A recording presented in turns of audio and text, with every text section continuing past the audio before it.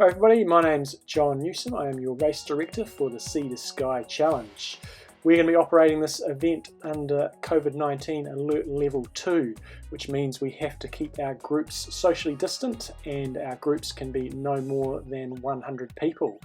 It's going to be absolutely critical that all of you guys are on board and you fully understand how the day is going to pan out, where you need to be at what times, and you follow all the guidelines we have in place. Of most importance is if you are not feeling well at all, please do not come to the event.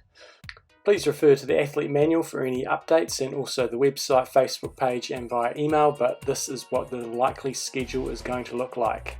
Registration will be as outlined in the race manual on Friday and Saturday. Unless you're outside the Greater Christchurch area, you need to collect your race bags. It's fine for athletes to pick up multiple race packs for friends and colleagues. As you can see in this map here, we're going to be dividing the transition area up into different zones, and you can only go into your zone. So zone 1, which is going to be white numbers, is for the faster athletes doing the full challenge. Zone 2 is going to be for the less fast athletes doing the full challenge with yellow numbers. Zone 3 is for the junior and triathlon athletes. Then we will have the kids in their little transition zone by the steps in front of the cafe, and then in a separate area we will have the runners up at Sumner Vale Reserve, where they will be starting their event, with this reserve being divided into two groups as well. Group 1 with blue numbers will be the faster group, and Group 2 with the orange numbers will be the less fast group.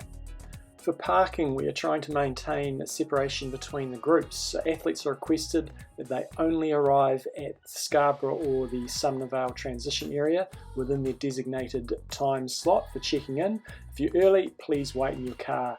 You can see on this map the different areas we would like you to park. So Zone 1 is along the Esplanade, Zone 2 is on Nayland Street, but please do not park on the course. Zone 3, and for the kids event, park on Menzies Street, and for the run events, Group 1 to park on Wiggins Street and Group 2 to park on Hardwick Street.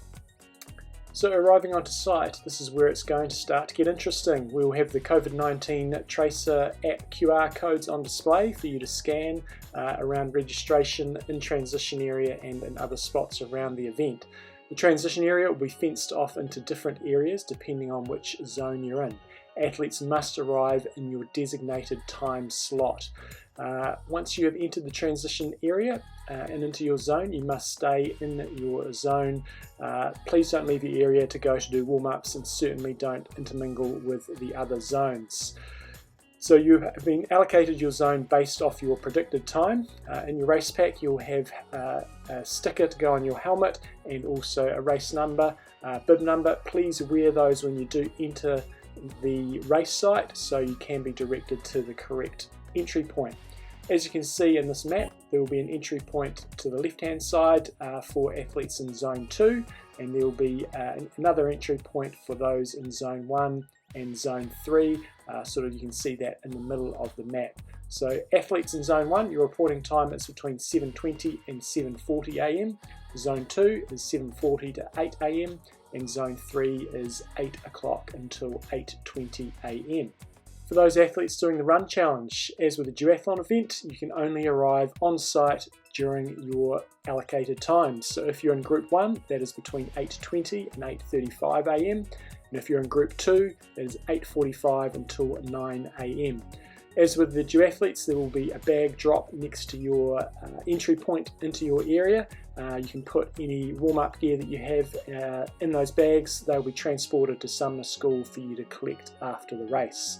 As with the other area as well, you must only use the toilets in your particular zone. For the starting procedure for the triathletes and the duathletes, you'll be heading over to the boat ramp at the traditional start point. Please do not report to this zone until 15 minutes before your start, as directed by the MC. When you do report over there, please maintain social distancing of 2 metres with other athletes. There are going to be two start times for the different groups, 8:20 am for the Zone 1 athletes, 8:40 am for the Zone 2 athletes. You'll be allocated a wave start number and we'll be doing a rolling wave start. So what that means is 8 athletes will be starting every 30 seconds. When you do head over to the start area, you'll be directed into your waves. There will be cones placed down on the ground to designate where you should be standing. When we start the event, 8 athletes will go every 30 seconds. Duathletes will be started after the swimmers have all started, also in groups of 8. We do ask that if you're required to do a warm-up, you do it completely away from the race site, whether that be a running warm-up or a swimming warm-up, so you're not interfering with other groups or other bubbles.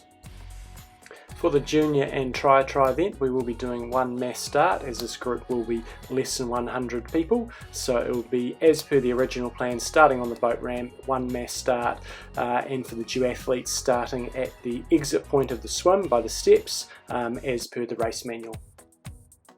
For those of you doing the run only challenge, similar rules apply. Please do not report until the park until your check-in time, and stick to your zone within the park. Please do not mingle with other athletes in other zones, even if they are in your bubble. Only warm up in your zone area.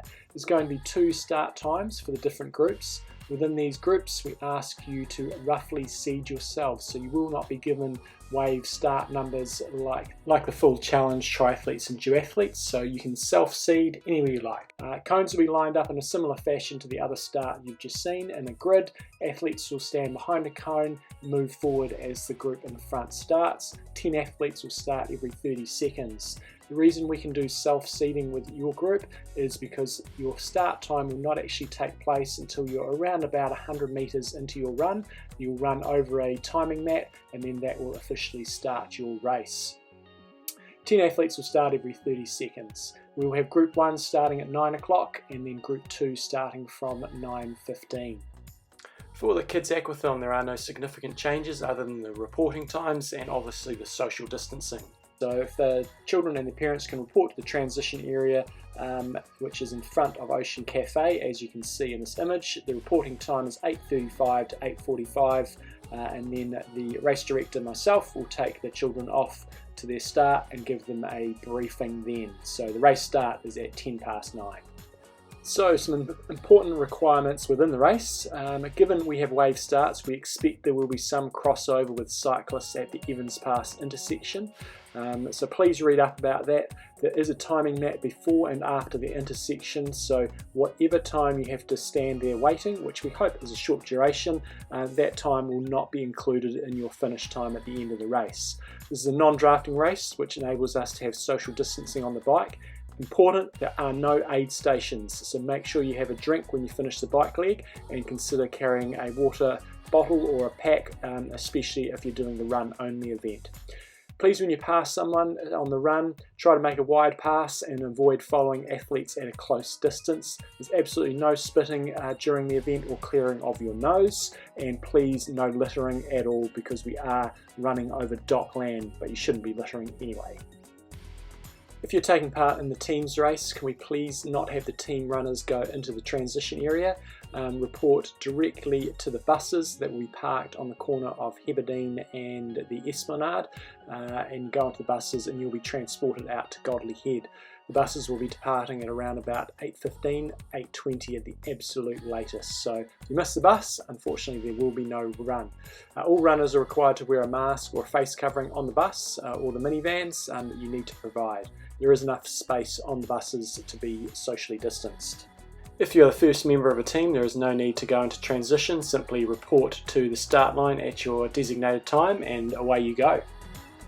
On to finishing. So those that have raced previously, the finish line will be in a slightly different position, a little bit further down the promenade. So upon finishing the race, athletes will be directed immediately into transition if they're one of the triathletes or duathletes. You must go to your own zone and your own zone only, remove your timing transponder, put it into the box that is at the entry point, collect your gear, and then depart the site at the same point that you entered at the beginning of your day. For run-only athletes, return your transponder just beyond the finish line, then please proceed straight down the promenade in front of the cafe and exit the event site. If you're doing the kids race, parents, can you please meet your children at their transition area? So really important that we listen to all these finishing instructions, go to the right area, and then you need to leave the site. Then you need to go and collect your bike if you were doing the full challenge. bikes will be returned to Sumner School. Athletes are required to walk or drive down to Sumner School, which is less than 1 kilometre away, enter via Dryden Street, which is off Hardwick Street, and the exit is via Colenso Street. The school field will be divided into zones, as with other parks, so there is plenty of space for social distancing. The trucks will be leaving Godley Head from 10:30 AM, so we expect the bikes to arrive by 11 AM, but we do need to unload them. You need to just leave the crew to unload all the bikes because again we cannot have the groups mixing. Unfortunately, with this event being at level 2, we do ask that you discourage any spectators from attending the event. For those that must come to transport children or other athletes, please scan the COVID-19 Tracer app QR code on arrival, then spectate well beyond the transition area on the promenade towards Cave Rock. So just a few post-race things. There will be no prize giving for this event, unfortunately. Medals and trophies will be able to be collected from a venue that we will confirm after the race. Also, please understand that we will pass over your personal information to the Ministry of Health if anyone associated with the event returns a positive COVID-19 test. And also if you or any close contact return a positive COVID-19 case within 2 weeks of the event, please contact us and the Ministry of Health immediately. So summing up the really important points everybody needs to adhere to, we're all in this together in terms of making sure this event showcases how events in the future can be run at level 2. So arrive at the event at your designated time. Know your zone or group entry point. Only use the toilets in your zone. Kids 5 to 9 year olds can use the public toilets. Once you enter your event sort of race zone, you need to stay there until you're called to your start line 15 minutes before your start.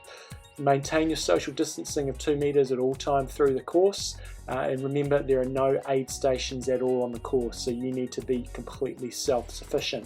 When you finish, proceed directly into your transition zone or head directly to Sumner School if you're in the run-only event to collect your gear and depart the site.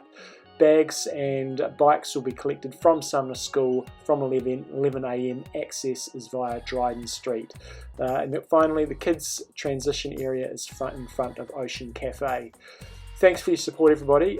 We know this is going to be a different event. Please try as hard as you can to take all the information on board, have some patience, say thanks to marshals, and enjoy the view out there. It's I consider this to be the most scenic short distance triathlon anywhere in the world, so have fun. You'll also receive a race manual via email and it will be on the website.